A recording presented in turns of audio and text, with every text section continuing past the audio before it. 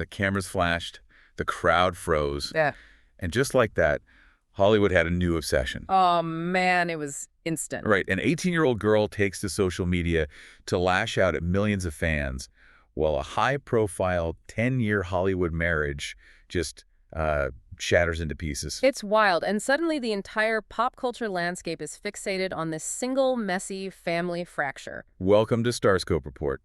Join Jordan and Jamie as we uncover Hollywood drama, music industry shakeups, and viral influencer scandals. From red carpet surprises to social media controversies, we dive deep into the stories behind the fame. And today, we are zeroing in on a story that is completely dominating the timeline. It's driven by the headline that literally everyone is talking about right now, which is what Bunnie XO just said about Bailee Ann is raising questions. It really is raising questions. I mean, it's the kind of abrupt narrative shift that just gives you total whiplash. Yeah, definitely. We're so accustomed to watching this very specific, like carefully curated, modern fairy tale unfold online with this family. So when that script flips overnight, it forces us to re-examine everything we thought we knew about their dynamic. Which is exactly what we're going to do in today's deep dive. Because look, when you look at a couple who literally just renewed their vows. Right, back in 2023. Exactly. A couple whose entire public brand is built on this fierce ride-or-die loyalty. You do not expect the breaking point to be a single exhausted sentence on Mother's Day. You really don't. But according to Bunnie's recent Dumb Blonde podcast confession, that is literally exactly what happened. She admitted that she and Jelly Roll were the type of couple who, quote, never argued. Oh, boy. Yeah, that phrase. Right? She said they just bottled everything up until a heated dispute on Mother's Day, where Bunnie finally snapped and told him to, quote, file the thing divorce papers. And he did. He actually did. On May 18, 2026, he officially filed, citing irreconcilable differences. That phrase she used, we never argued, it's such a fascinating track. How so? Well, people often wear that as a badge of honor in a relationship, like, oh, we're so perfect, we never fight. But in behavioral psychology, we view the total absence of conflict not as a sign of perfect harmony, but as a severe communication deficit. Wow. Okay, wait. Explain that a bit more. Yeah, so if there's zero friction, there's zero processing of negative emotions, you aren't resolving issues, you're simply hoarding kinetic emotional energy. I mean, I have to jump in and play devil's advocate for a second here. Oh, go for it. Because if you look at them from the outside, they function like a well-oiled machine. They built an absolute empire together. Doesn't the fact that they never fought mean maybe they were just incredibly compatible and focused on their goals? I get why it looks that way. But compatibility and conflict avoidance are two very different mechanisms. I'm interested. Yeah, you can be highly aligned in your business goals and your public presentation, but still be totally emotionally avoidant behind closed doors. When Bunnie calls their dynamic a recipe for disaster, she's acknowledging that they lacked the tools to safely decompress their frustrations. Wait. They were curating their internal relationship the same exact way they curated their external brand. That makes me think of like a pressure cooker. Oh, that's a good analogy. Right. Because it looks completely peaceful and quiet on the stove. There's no boiling water splashing everywhere, no mess, just this gentle, quiet hiss of steam. Right. But if you don't use the release valve to vent that steam, the pressure doesn't just vanish. It builds silently until it violently blows a hole through your kitchen ceiling. That is the perfect visual for this. When you don't have small, manageable arguments, you don't develop the emotional muscle memory required to de-escalate tension. Oh, muscle memory, I like that. Yeah, so when that pressure cooker finally blows, like it clearly did on Mother's Day, the release is catastrophic. There's just no middle ground between perfect peace and irreconcilable differences. Exactly. And the aftermath of that explosion has been so bizarre to watch. The public reaction was instant, and naturally the internet immediately assumes the absolute worst. Oh, of course they did. Cheating rumors everywhere. Everywhere. But Jelly Roll's response completely scrambled the typical celebrity breakup playbook. It really did. Get this. According to TMZ, he is playing a concert in Saratoga Springs, New York. He finishes singing his song Liar, and he just pauses the entire show. Just stops the music. Completely stops it. He looks out at the crowd, firmly shuts down the cheating rumors, and tells thousands of people that nobody cheated, they just got off the phone, and Bunnie will forever be his best friend. It is a remarkable dissonance for an audience to process. It's super confusing. Right, because you have the cold legal finality of divorce papers paired with the warm emotional rhetoric of a deep, abiding friendship. He is actively dismantling the villain narrative that the public desperately wants to assign to one of them. Right, because we always want a bad guy. Exactly. We are culturally conditioned to expect a bad guy in a divorce, especially a Hollywood divorce. So when both parties refuse to play that role, it leaves the public feeling incredibly unmoored. Unmoored is the perfect word. Because while Jelly and Bunnie are up on stage and on podcasts playing nice and calling each other best friends, there is a third person in this dynamic who is absolutely not playing along. And her reaction is turning this entire story upside down. It really is. And we're going to dive into that next. But I'll just say later in the deep dive, we'll talk about the shocking twist in their divorce settlement that absolutely nobody saw coming. You seriously won't believe it. It's honestly one of the wildest things I've heard in pop culture this year. So, getting back to it, this third person in the dynamic, we were talking about Bailee Ann. She's 18. And the timing of this split is it's devastating. It really is heartbreaking timing. Because just days before the divorce news broke, Bailee flew back from a 20-day senior trip in Europe. Wow. Right. And she goes straight to Grand Rapids, Michigan, to emotionally surprise her dad on stage. It was this beautiful, triumphant family moment. And then the divorce drops. And the divorce drops. And the very first thing the internet sleuths notice is that Bailee unfollows Bunnie on Instagram. In the modern digital age, unfollowing a parent figure on a highly visible platform, that is the equivalent of slamming a bedroom door so hard the entire house shakes. It's loud. It's a very public declaration of a private rupture. And naturally, everyone immediately assumed Bunnie must have done something unforgivable to cause that. But Bunnie addressed it head on, and her explanation was incredibly raw. What did she say? She revealed that Bailee is furious at both of them. She's mad at Jelly Roll for filing the papers, but she's uniquely furious at Bunnie because, as Bunnie explained, she was always the, quote, disciplining parent, while Jelly was the fun dad. Oh, that's such a common dynamic. Right. And Bailee feels like the only consistent maternal woman in her life is just being taken away. What we're observing here is the deeply complex psychology of blended families navigating separation. Cause, for a biological child, a divorce is a fracture of the family unit, sure, but the biological ties remain legally and socially binding. Right. For a stepchild, the exit of a step-parent can trigger a profound sense of secondary abandonment. Because there is no legal safety net forcing them to stay connected. Exactly. The tie between a step-parent and a stepchild is purely voluntary. When the marriage contract dissolves, the teenager is suddenly faced with the terrifying realization that this foundational relationship could just vanish entirely. That's so sad to think about. It is. The anger Bailee is projecting is actually just an armor for her grief. She's testing the boundary to see if the love was conditional on the marriage. That makes perfect sense. Yeah. Because I look at Bailee lashing out on TikTok, posting that she is disgusted at how invested everyone is in a clearly private family matter and telling millions of fans to worry about their own houses. Right. And part of me thinks, is this just typical teenage rebellion, or is there a specific survival mechanism kicking in here? Oh, it is absolutely a survival mechanism. Teenagers in the midst of a family crisis desperately need a sense of control. Oh, yeah. By directing her fury outward at the fans and inward at her parents, she is trying to reclaim agency over a situation where she feels totally powerless. But what is truly notable here is the emotional maturity Bunnie demonstrated in response. Oh, yeah, she handled it so well. She said she wouldn't take the unfollow personally, right? She went even further than that. She publicly stated that if Bailee needs to be mad at her for 2 years, she will deal with it, and that she will always be there when Bailee is ready to come back. By doing that, Bunnie is absorbing the role of the villain that Bailee needs her to be right now.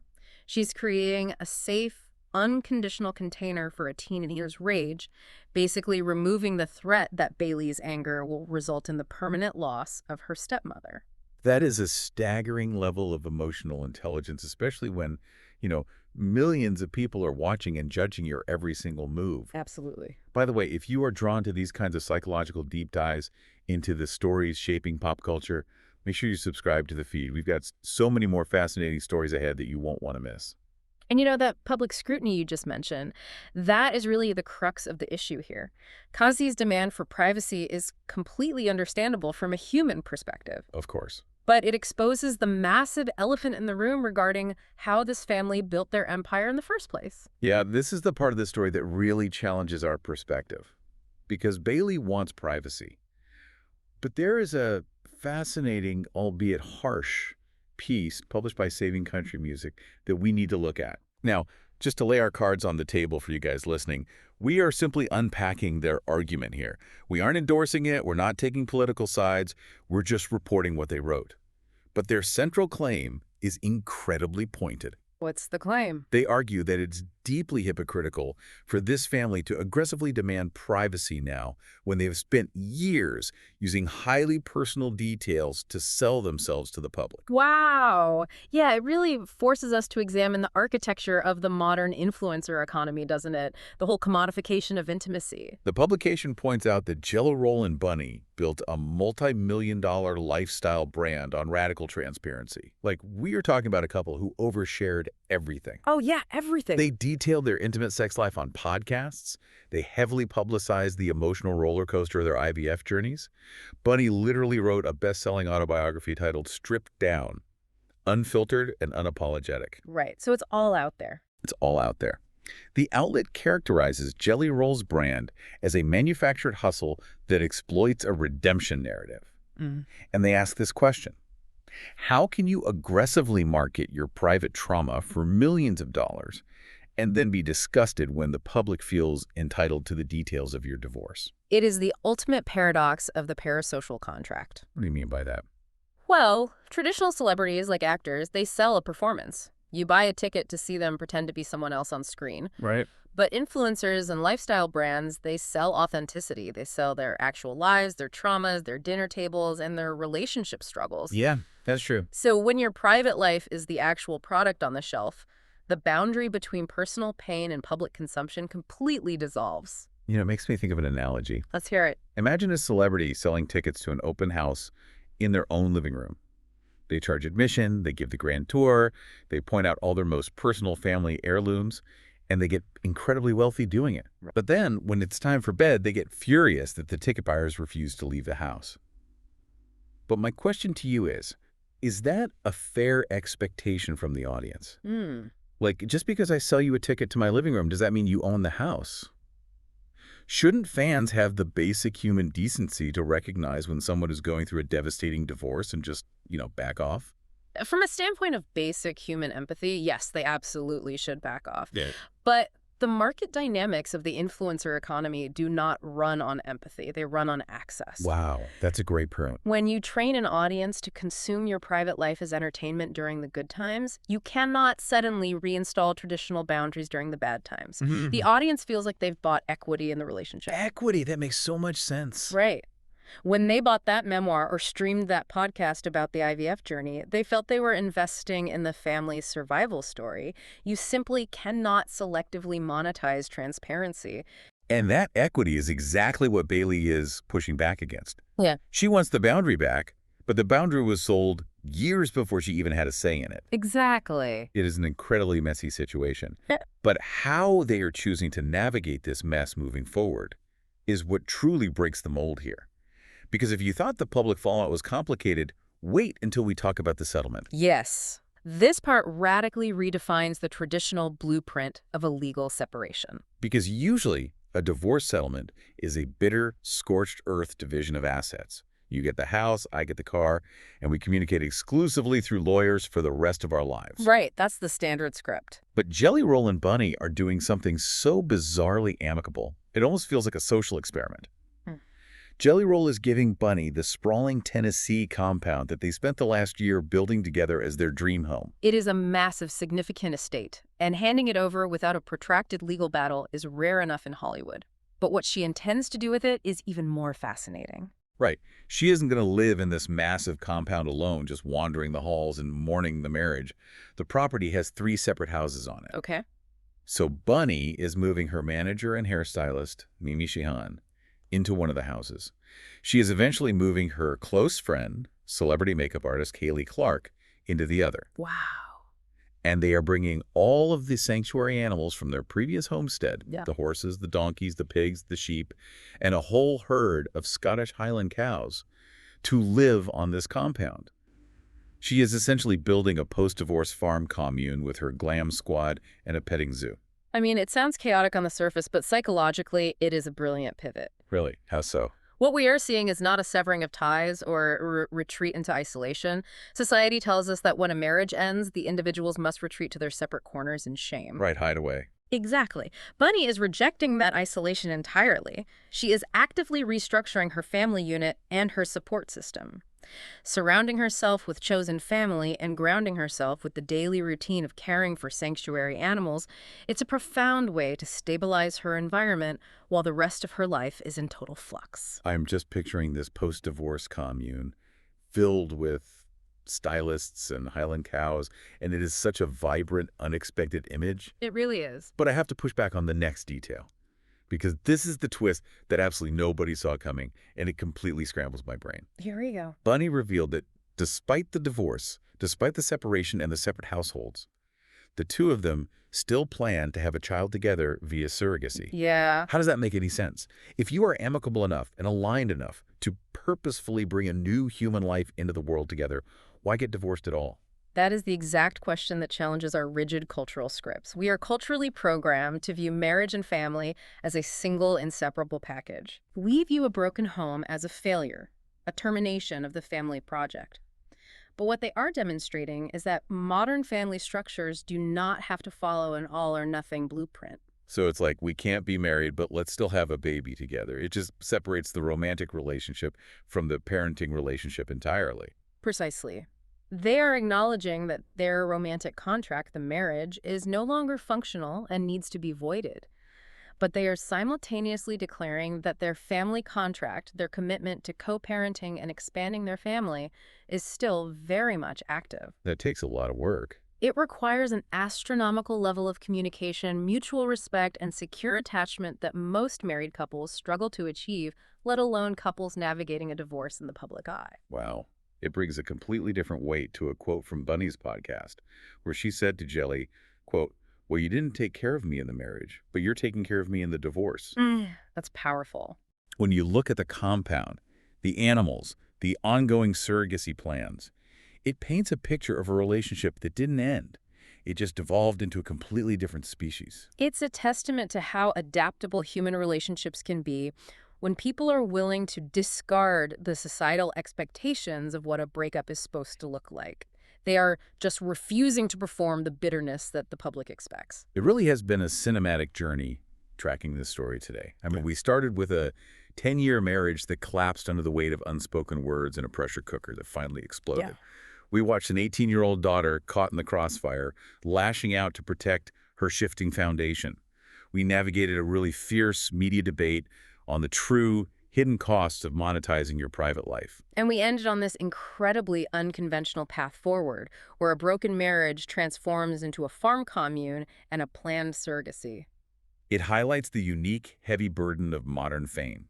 The pressure to perform authenticity while managing real, messy human grief in real time is something our culture hasn't fully figured out how to process yet. Absolutely. So where does this leave you, the people watching from the sidelines? It leaves us with a lingering question to ponder long after the story fades from your timeline. Let's hear it.